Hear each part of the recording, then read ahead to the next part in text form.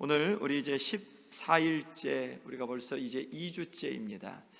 오늘부터 해서 10번 동안은 우리가 살인하지 말라라는 그 주제를 갖고, 그 계명을 갖고 10가지 주제를 같이 나누는데, 오늘 첫 번째 사형에 대한 부분입니다.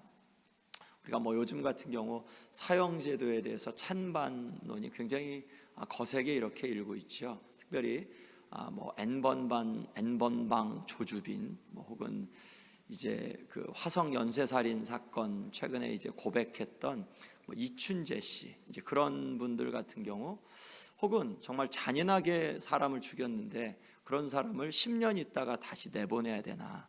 그러면 내보내고 성범죄를 했는데 그런 사람들이 15년 있다가 복역하고 나서 다시 나와서 또 다른 해를 끼치면 어떨까? 어떻게 하나? 여러 가지 그런 그 부분들 때문에 그러니까 사형은 있어야 된다. 이제 그런 주장도 하고, 또 한편에서는 인간의 존엄성, 어떻게 여러 가지 그런 그 부분에서 그 실수도 있지 않냐, 그 오심이 있을 수도 있고, 혹은 사람의 그런 존엄성 이런 부분들도 있는데, 이런 부분들에 대해서 어떻게 우리가 성경은 이야기하고 있는가를 우리가 한번 좀 보는데, 물론 기독교 안에서도 이제 양분된 그런 그 관점을 갖고 있습니다. 사형제도가 성경적이다. 그리고 또 다른 한편에선 사형제도는 조금 하나님의 그런 뜻보다 좀 지나친 거다라는 이제 그런 그 두 가지 의견을 갖고 있는 가운데서, 오늘 우리가 이 웨인 그루덤 교수님의 그러한 의견은 사형제도가 있어야 된다, 이것이 성경적이다라고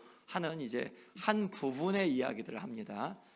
그게 이제 우리도 이렇게 가져야 된다, 이게 성경에서 유일한 해석이다라고 우리가 해석하지는 않고요. 성경에서 또 다른 이런 비슷한 그 구절들을 다르게도 해석한다라는 부분들을 우리가 염두에 두고 오늘 말씀을 같이 함께 보겠습니다. 질문을 보면, 사형제도를 지지하는 자들의 주된 논리는 무엇인가?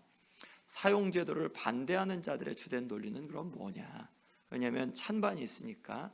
성경은 사형제도에 대해 그러면 무엇을 가르치는가? 이 부분들을 우리가 볼 때 이 신약과 구약에서 가장 주된 그러한 구절들입니다. 그것들을 한번 로마서 13장 4절 말씀은 저희들이 지난번에 이제 그 시민 정부, 이제 정부가 갖고 있는 그러한 권한에 대한 그 구절 중에 하나였었죠. 같이 한번 읽겠습니다. 그는 하나님의 사역자가 되어 네게 선을 베푸는 자니라. 그러나 네가 악을 행하거든 두려워하라. 그가 공연히 칼을 가지지 아니하였으니 곧 하나님의 사역자가 되어 악을 행하는 자에게 진노하심을 따라 보응하는 자니라. 아멘. 자, 출애굽기 20장 13절 말씀입니다. 살인하지 말라. 아멘.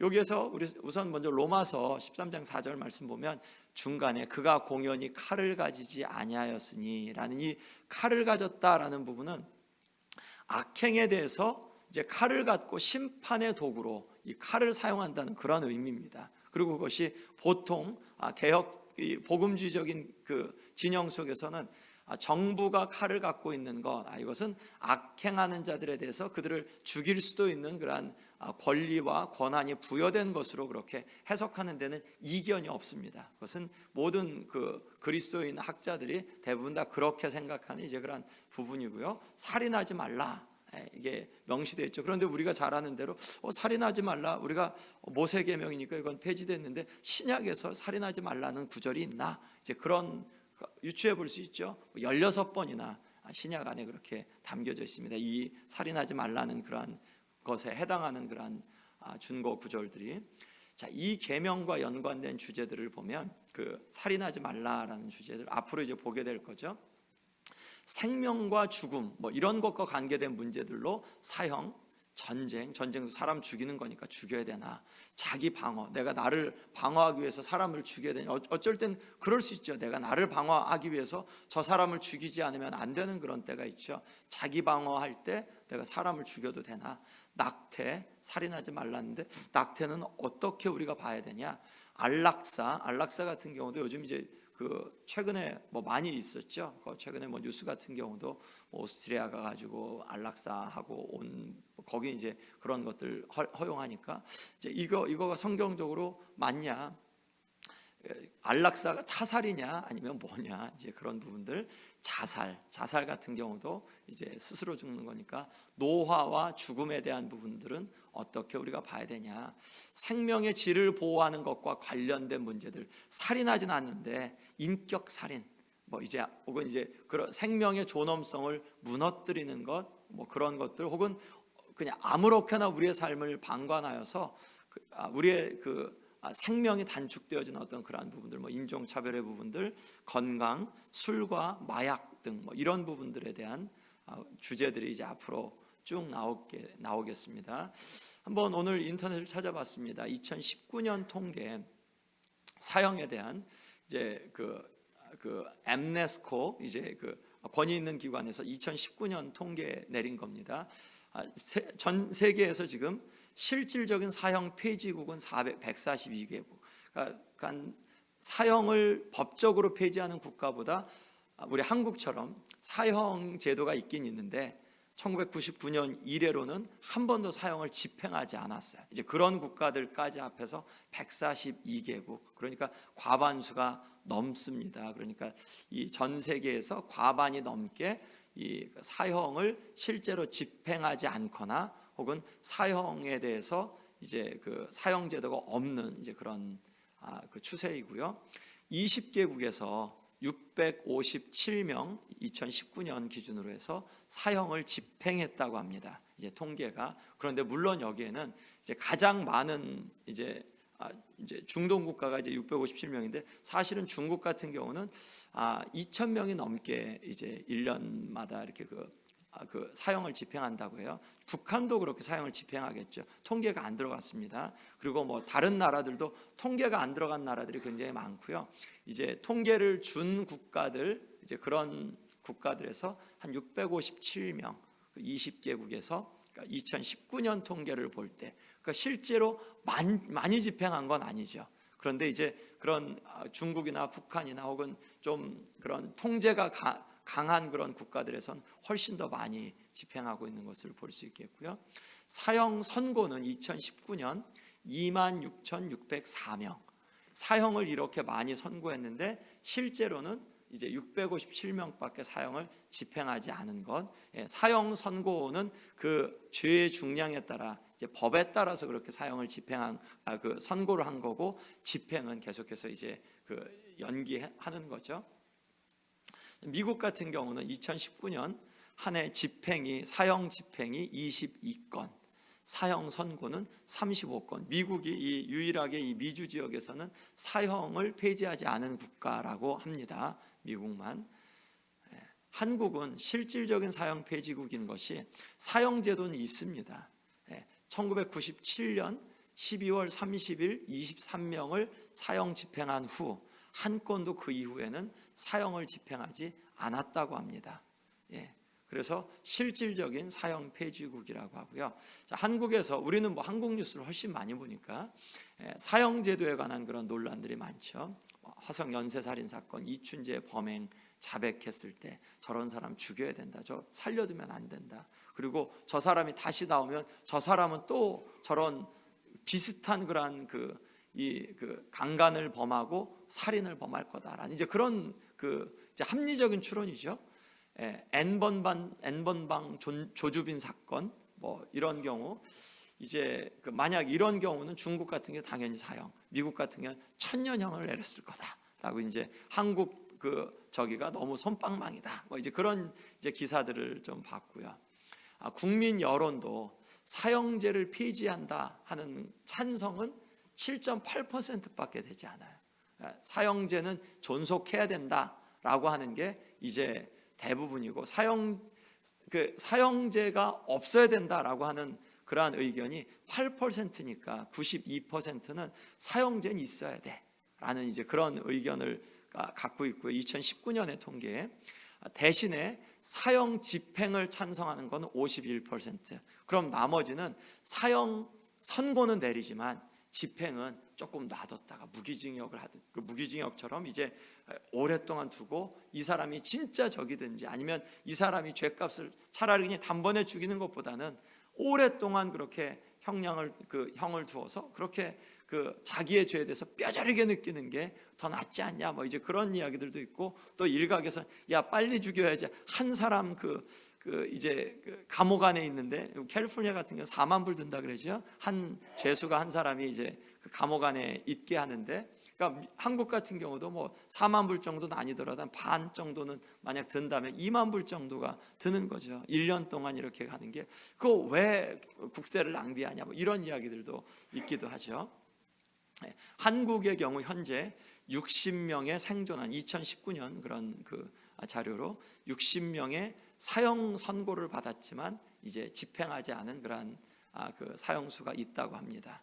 15대 국회 이후에 사형제 폐지 법안이 총 7배, 아마 15대가 한 2003년 뭐 그쯤 될 것 같아요. 뭐 그런 정도, 2000년대 초반 그때부터 한 7번 정도 계속해서 사형제 폐지해야 된다 발의를 했는데 아직까지 통과가 되지 않고 있고, 이번에도 보니까 정치인들이 이제 정책을 발표할 때 사형제가 폐지가 돼야 된다 이런 이야기들을 많이 하면서 뭐 논거들을 여러 가지 이야기하고, 지금 전체적인 세계적인 추세가 그렇고 만약 그렇게 하지 않을 때는 EU하고 이렇게 어떤 협약을 하면서도 불리한 입장에 처할 거다라는 뭐 여러 가지 그런 이야기들 해가면서 이제 이런 이야기들을 많이 합니다. 특별히 요즘 같은 경우는 이제 정치인으로 나오는 분들이 이제 법조인들이 많으니까 이제 훨씬 이런 부분들에 대해서 이야기들을 많이 하겠죠. 자, 그러면 살인하지 말라라는 이 계명의 의미를 한번 보면, 살인하지 마라, 살인하다라는 라차흐라는 그런 이 단어가 이제 히브리에서 쓸 때는 다 그냥 우연히가 아니라 불법적인 그러한 살인을 의미하는 그러한 단어로 쓰였다라고 이야기합니다. 그래서 그냥 처형이나 전쟁에서 사람 죽이는데 사용된 단어가 아니라, 이것은 의도적으로 누구를 죽이려고 하는 의도성을 갖고 이제 불법적인 살인을 하는 것에 대한 그러한 의도로 쓰였다. 그러니까 여기서 살인하지 말라라는 것은 그냥 평범한 사람을 죽인, 그런 일반적인 사람을 죽인 게 아니라 정말 저 사람을 죽이려고 하는 악한 의도를 갖고 또한 불법적인 그러한 마음으로 죽인 그러한 경우를 의미한다라고 그렇게 이야기합니다. 신약에서도 이 살인하지 말라라는 계명에 준하는 그러한 이 구절이 적어도 16회가 이렇게 발견이 되고요. 그리고 새 언약 시대, 그렇기 때문에 새 언약 시대에 이 살인하지 말라라는 이 계명은 우리에게도, 그리스도인에게도 유효한 계명으로 그렇게 받아들여집니다. 하나님은 사람의 생명을 창조하시고 보존하셨으니까 서로 죽이는 것을 원하지 않으셨겠죠. 원하지 않으셔서 하나님께서 살인하지 말라라는 계명을 주신 거예요. 살인하지 말라. 저 사람은 나의 그러한 형상을 갖고 태어났다. 그러면 또 반면에 하나님이 살인하지 말라 그랬는데 비록 이 사람이 악하더라도 이 사람 죽이면, 정부가 죽이면 이것도 살인에 해당하는 것이 아니냐라고 이제 반대 논리를 펴는 거죠. 그것도 사실은 그냥 일면으로는 그렇지, 정부가 뭐 이렇게 죽이는 게 그럴 권리가 있나, 뭐 이런 생각하죠. 살인죄에 대한 이 계명을 볼 때 사형을 언급하고 살인 욕망의 감정을 억제하는 효과를 이제 주는 그러한 의미에서 도적질하지 말라. 물론 이제 계명이 우리 안에 들어와서 더 탐내는 이제 그러한 마음을 주기도 하는데, 그게 이제 율법에 우리를 향한 그러한 더 죄를 짓게 하는 이제 그러한 부분이기도 하죠. 기능이기도 하죠. 자, 그런데 살인하지 말라라는 이런 계명 안에서 하나님의 뜻이 이러니까, 하나님의 또한 마음이 이러니까 살인하지 말아야지. 그런데 불법적으로 살인을 했어요. 그런 경우에는 어떻게 해야 되냐? 자, 정부는 사형에 해당하는 범죄를 저지르고서 사형 선고를 받은 사람들의 생명을 빼앗아도 되는가? 아까 살인하지 말라라고 말씀하셨어요. 근데 살인했어요, 어떤 사람을. 이 살인한 사람에 대해서는 창세기 말씀에서 죽인 사람에게 그대로 갚아라. 눈은 눈으로, 이는 이로. 뭐 이제 출애굽기 말씀에서 이렇게 말씀하셨고, 이제 어떻게 해야 되냐? 시민 정부가 공연히 칼을 갖지 않았는데 이 칼을 갖고 저 사형을 받기에, 죽임을 당하기에 합당한 죄를 지은 저 사람의 생명을 빼앗는 것은 가능하냐? 이제 이 부분은 정말 중요한 부분이기도 하죠. 그 부분에 대해서 자, 그러면 우리가 일상적으로 사형에 해당하는 죄들을 어떤 죄로 이렇게 보고 있냐? 의도적으로 누구를 살인했을 때, 만약 의도적으로 누구를 살인했는데 이 사람에 대해서 처벌을 하지 않으면, 그러면 이 사람은 또 의도적으로 또 다른 사람을 또 살인할 수 있잖아요. 그러면 질서가 무너지니까 이 의도적인 살인을 한 사람들에게는 어떻게 해야 되냐?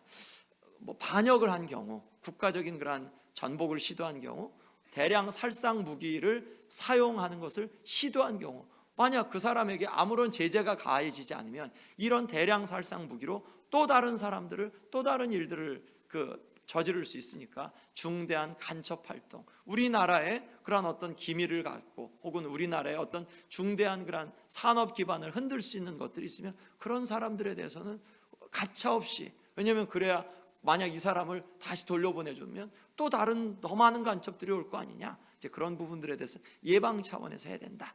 그게 이제 일반적인 그런 부분이죠. 가중 처벌이 되는 강간죄나 유괴, 이런 유괴 같은 경우도 사실은 보통 죄가 아니죠. 이런 거는 어린아이를 유괴했다, 유괴를 해가지고 그거 살해를 하거나 혹은 보상금을 노린다거나 이런 경우는 생명을 담보해서 하는 이런 것은 정말 가만히 두면 안 되는 거죠. 이런 부분들에 대해서는 그 사람에 대해서 그래 관대하게 용서한다고 해서, 그리고 이 사람이 만약 5년 10년 후에 풀려났어요. 그러면 어떻게 이 사람이 또 유괴를 하고 또 그런 게 반복 그런 죄들이 굉장히 많으니까 일반적인 법에서 이제 그런 부분들을 굉장히 강하게 다루죠. 항공기를 압체한 거나 한 사람을 죽음에 이르게 하는 이제 그런 위증죄 같은 거, 이제 이런 부분들을 우리가 볼 때, 물론 이제 모세 시민법 안에서는 이제 간음한 자도 죽이라고 하고 어머니를 이렇게 후린 자도 죽이라고 하고 여러 가지인데 그거는 이제 폐지됐다고. 요거과는 우리가 현대법하고는 좀 다른 부분으로 우리가 생각하는 거죠. 자, 창세기 9장 5절 6절 말씀이 이 사형 제도를 이야기할 때 가장 빈번하게 언급되는 구절입니다. 같이 한번 이 말씀을 읽어볼게요. 내가 반드시 너희의 피 곧 너희의 생명의 피를 찾으리니 짐승이면 그 짐승에게서, 사람이나 사람의 형제면 그에게서 그의 생명을 찾으리라. 다른 사람의 피를 흘리면 그 사람의도 피도 흘릴 것이니 이는 하나님이 자기 형상대로 사람을 지으셨음이니라. 아멘. 혹시 여러분들의 그런 성경 지식으로 창세기 9장이 그러면 누구에게 말씀하는 건지 대충 좀 아실까요? 창세기가 9장이 어디쯤에 있는 내용일까요? 창세기 1장 2장 그거보다 조금 더 가죠. 1장 2장이 이제 창조, 3장이 이제 에덴 동산이었고 4장이 가인과 아벨이었죠. 5장이 족보였고 또 6장이 이제 노아의 이야기가, 이제 노아의 홍수 이야기가 6장부터 나오죠. 그리고 6장, 7장, 8장, 9장까지 이렇게 노아의 이야기가 나오죠. 그 다음에 이제 나중에 이제 바벨탑과 족보와 이제 나오고 12장에서 아브라함 이야기가 나오니까 9장은 노아에게 하는 이야기예요. 왜 요 창세기 9장이 중요하냐면 모세율법 이전에 있는 거잖아요. 그리고 이 언약이 여전히 이건 모세율법처럼 폐하여지지 않은 언약이니까, 그러니까 새 언약이 모세율법을 폐한 거지 다른 언약들을 폐한 건 아니라고 우리가 그렇게 보고 있잖아요. 그러니까 이 노아에게 주신 이 규율은 모든 시대 모든 사람들에게 적용되는 그러한 규율이다라고 이제 성경학자들이 해석을 하고 있습니다. 사형제가 있어야 된다라고 주장하는 분들에게, 자, 요 구절을 한번 보시면, 내가 반드시 너희의 피를 찾겠다. 짐승이면 그 짐승에게서, 사람이나 사람의 형제면 그에게서 그의 생명을 찾으리라. 다른 사람의 피를 흘리면 그 사람에도 피를 흘릴 거다. 즉 그 사람을 죽이면 그도 죽을 거다라는 이제 이런 말씀을 주는 거죠. 사형제의 기독교 복음주의에서는 요 구절이 가장 이렇게 두드러진 근거 구절로 이 구절을 삼고 있습니다.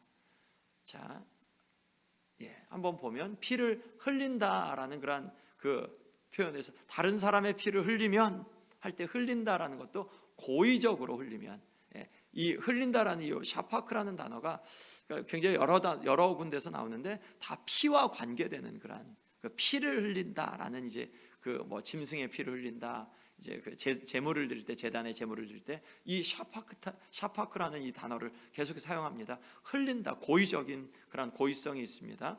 살인자에 대한 처형은 정의의 집행이다.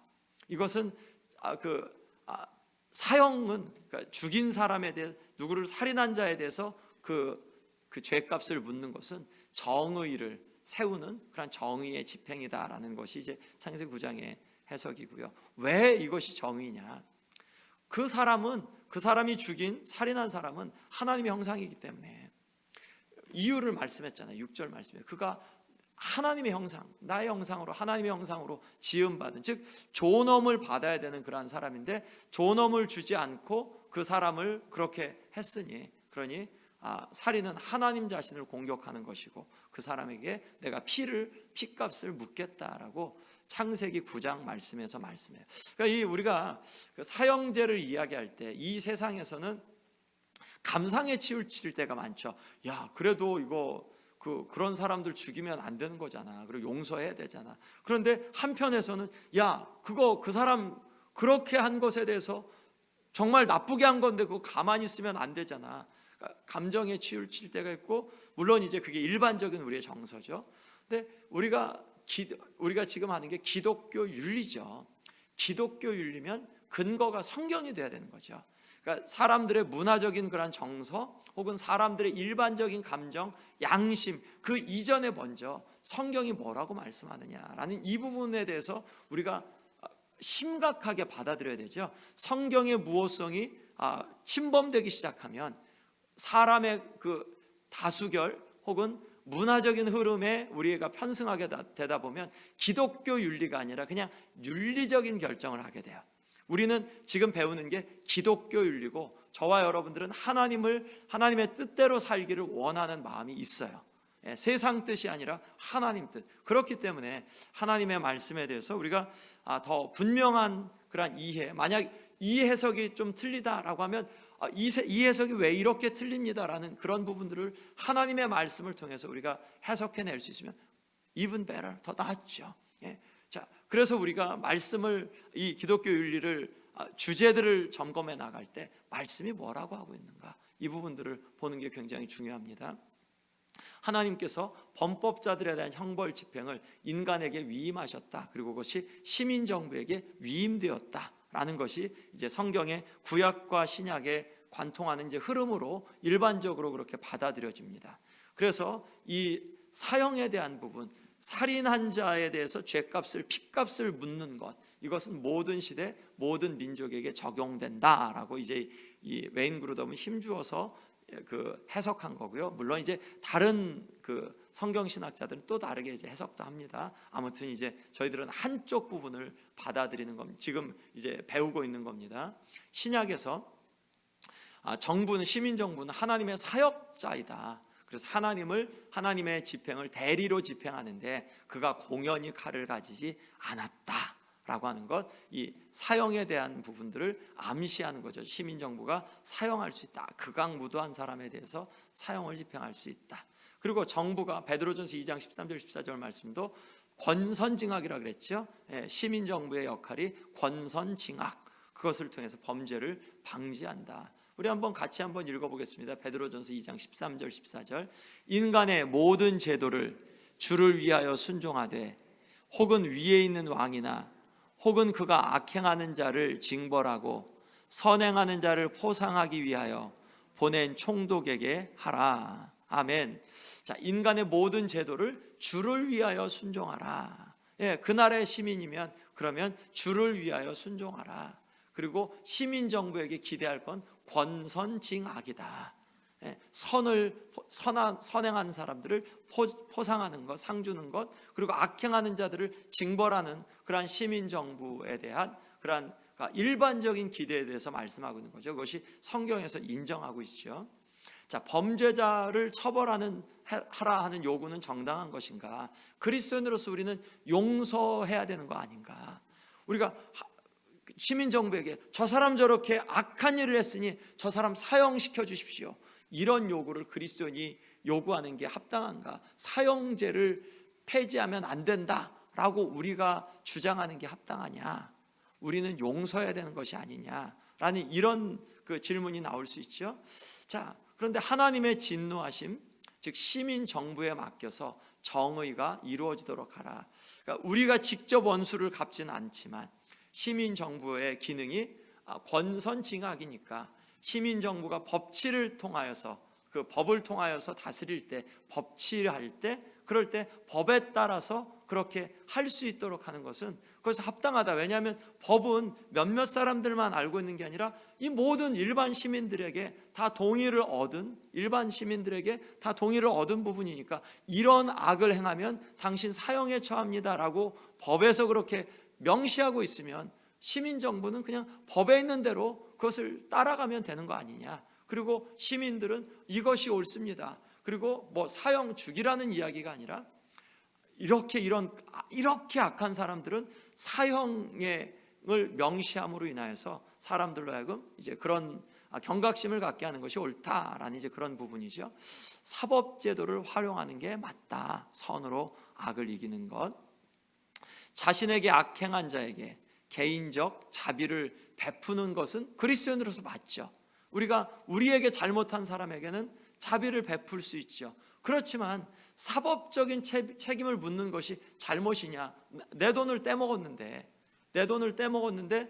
그 사람이 떼먹은 것에 대해서 뭐 벌어졌고 저 사람이 갚을 능력이 없으니까 할 수 없긴 없는데, 그렇지만 이 사람이 뭐 배임을 하거나 횡령을 하거나 그런 것에 대해서 사법적인 책임을 져야 되는 것까지, 이 사람을 내가 그러면 그것까지 사법적인 구제까지 해줘야 되는 거냐?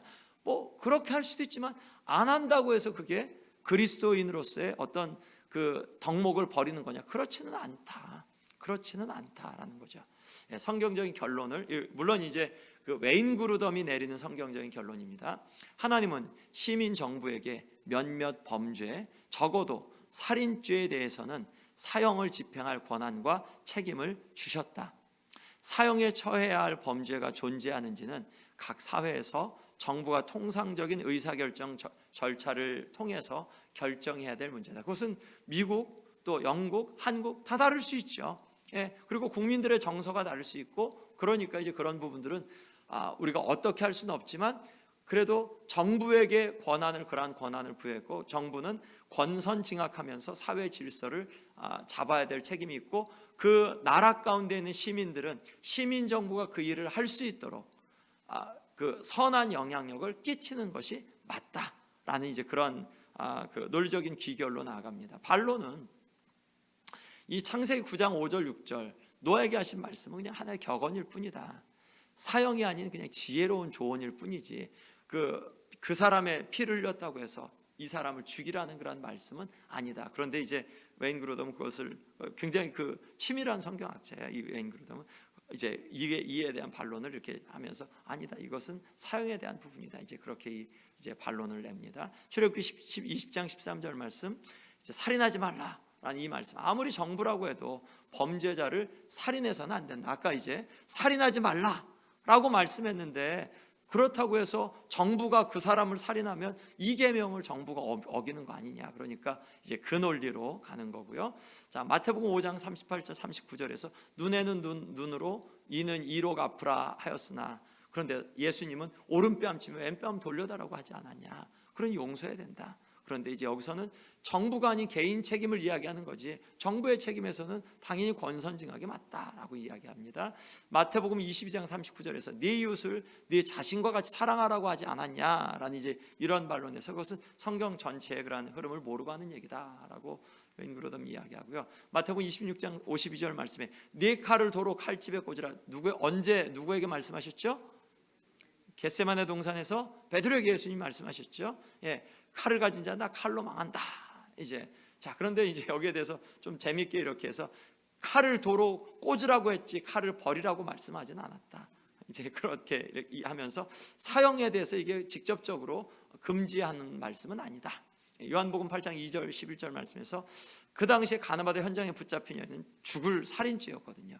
살인죄에 해당하는 이 여인을 예수님이 용서하시지 않았냐. 그러니 우리도 용서해야 될 것이 아니냐. 이것과는 다르다. 이제 논리를 펴고요. 우리는 예수님의 가르침을 따라야 될 거 아니냐. 예수님이 전체적인 가르침 속에서 진짜 살인하지 말라는 이 계명에 대해서 반대하셨냐? 그렇지 않다라고 이제 이야기하고요. 하나님은 가인이나 다윗 왕 같은 이런 사람들은 살인죄에 해당하죠. 가인도 아벨을 죽였죠. 그런데 살아 있었어요. 다윗 왕도 밧세바 때문에 우리아를 죽였죠. 그런데 이 사람들을 살려두셨어요. 왜? 봐라, 이렇게 하나님은 살려두셨는데, 그런데 왜 이 시민 정부가 꼭 살인을 사형을 해야 되냐? 뭐 이런 논리로 이제 또 이야기하고요.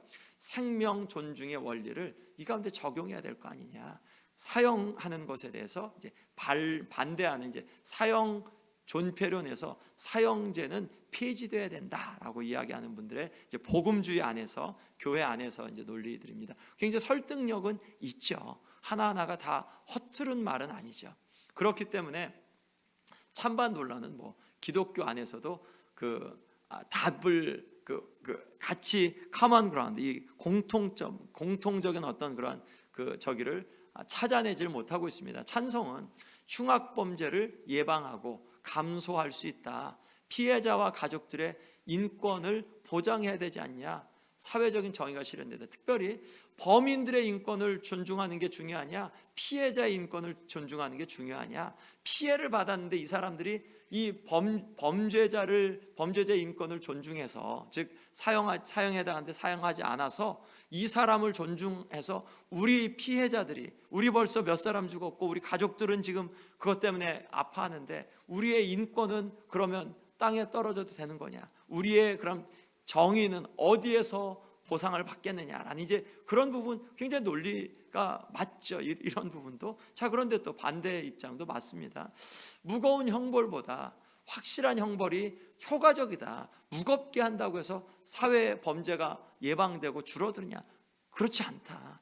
확실한 형벌을 하는 게 낫지, 그게 사형처럼 무거운 형벌보다 다른 것이 낫다. 사법부가 오판한 게 얼마나 많냐? 얼마나 많은 미스테이크를 했냐? 경찰이 막 협박해가지고 얼마나 많은 무고한 사람들이 희생당했냐? 이제 그런 부분들, 국가의 인권을 국가는 인권을 보장하는 기능이 있는데, 그런데 사형하면 안 되지 않냐? 그리고 지금 봐라, 전 세계적인 추세가 사형이 거의 없는 추세지 않냐? 2019년만 보더라도 공식적으로는 20개 국가만 사형을 집행하지 않았냐? 260개 국가 뭐 그 정도 되는데 그렇게밖에 되지 않았냐? 그러면 세계적인 추세 속에서 사형 집행이 거의 이렇게 사라져가는 것이 아니냐라고 하면, 이런 부분들도 그냥 이렇게 납득은 가죠. 성경적인 그런 부분들은 아니지만 뭐 여간 납득은 가고 굉장히 맞아, 그렇게는 하지. 자, 그래서 이제 또 한 제3의 중간 지점으로, 사형제 대신 가석방 없는 무기징역은 어떻겠냐? 이것은 사람을 죽이지도 않고 대신에 그 사람에게 뭐 아주 정말 가석방이 없으니까, 그러니까 이거는 평생 동안, 죽을 때까지 자기의 죄값에 대해서 달게 받게 하는 그런 것이지 않겠느냐? 근데 이 부분에서 이제 아까 이야기했던 대로 비용에 대한 부분이 나오고, 그리고 또 이제 뭐 여러 가지 부분, 또 다른 논리들이 나오니까, 아무튼 이 사회적으로도 교회 안에서도 찬반 논쟁에 대해서 어떻게 이렇게 딱 한쪽으로 기울지가 않습니다. 자, 실제적인 문제들 한번 이렇게 보면, 사형은 살인을 억제하는가? 정말 사형 제도를 통해서 살인이 억제되는가? 범죄가 더 줄어드는가? 뭐 예스라고도 하고 노라고도 해요. 이것도 통계 자료가 어떤 연구적인 그런 가설을 갖고 가느냐에 따라서 이 통계 자료가 정말 다르더라고요. 죄 없는 사람들이 사형에 지금 처해지고 있는가? 점점 덜하고 있다고 해요. 요즘에 이제 수사가 훨씬 과학적인 수사가 많이 돼서 DNA나 그런 것들이 많아서 오심이 이제 훨씬 조금 덜하다고 하는데, 죄 없는 사람들이 사형에 처해지는가? 그렇다. 그런데 점점 줄고 있다. 모든 폭력은 더 많은 폭력을 낳는가? 폭력은 더 많은 폭력을 낳는가? 이 사형제, 그리고 또 이 사람을 죽이는 것, 뭐 이런 것들이 더 많은 폭력을 낳는가? 사형에서 인종 또는 재력과 관련된 불평등이 존재하는가? 그렇다고 해요. 미국 같은 경우는 흑인들이 훨씬 더 많이 이제 사형에 그렇게 처해지기도 하고, 훨씬 더 중벌에 처해지고 있다고 하고, 돈이 많은 사람은 더 많은 변호사, 더 좋은 변호사를 사서, 그래서 그냥 자신의 무죄를 너무 뻔한 죄도 너무 확연하게 드러난 것도 이렇게 그 판결을 바꾸는 경우가 굉장히 많기도 하죠. 과거에 사형이 남용되거나 악용되었는가? 그렇다. 근데 이제 점점 줄어가고 있다. 자, 그래서 결론은, 그러니까 이 웨인 그루덤이 내리는 결론, 혹은 사형제가 존속돼야 된다고 생각하는 분들이 내리는 결론입니다. 하나님은 구약과 신약 모두에서 적어도 살인죄에 대해 정부가 이 형벌을 시행해야 한다고 가르치신다. 그거 가르치고, 사형은 범죄를 억제할 수 있는 중요한 수단으로서의 역할을 한다. 사형아, 너 죽이지 마. 그러면 네가 피를 흘릴 거야. 라는 이제 이런 경고를 주기 때문에 사람을 죽이는 것은 정말 안 돼.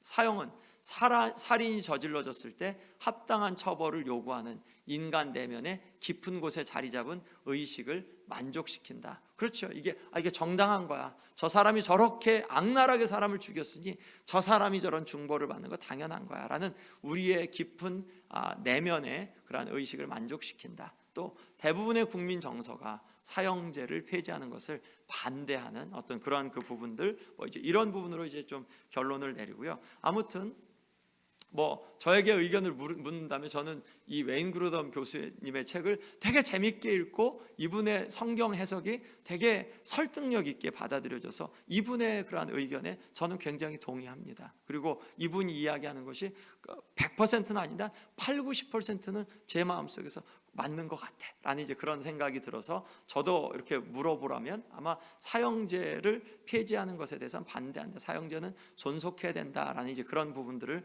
저도 가질 것 같습니다. 아무튼 혹시 기억하실지 모르겠는데 예수님이 살인에 대해서 어떻게 말씀하셨죠? 산상수훈에서 누가 내가 네 형제를 대하여서 라가라 하는 자, 미워하는 자가 곧 그 형제를 죽인 자라고 말씀했죠. 그러니까 예수님은 살인에 대한 그러한 그 근본적인 해석을 말씀하실 때 그냥 육신을 죽인 것만 아니라 그 사람을 무시하고, 즉 하나님의 형상을 무시하고 하나님의 형상을 향하여서 모욕을 준 그러한 사람들을 살인했다라고 예수님은 보신다는 말씀이죠. 자, 그러니까 저희들이 그런 부분까지도 좀 갖고 이렇게 나갔으면 좋겠습니다. 기도하겠습니다.